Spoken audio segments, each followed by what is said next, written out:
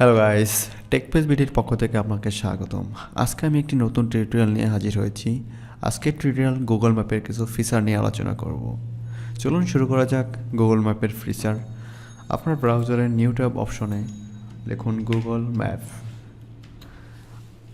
প্রথমে আমরা যেটা দেখতে পাবো 2D আকারে গুগল ম্যাপ। আমরা যদি এখানে স্যাটেলাইট ভিউতে চলে যাই তাহলে একটা বেশ পরিবর্তন দেখতে পাচ্ছি।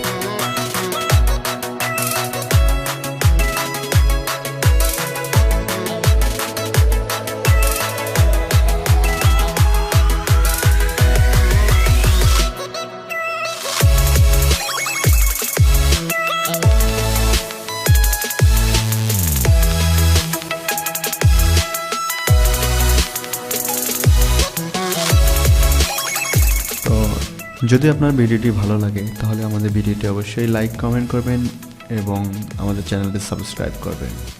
ধন্যবাদ সবাইকে।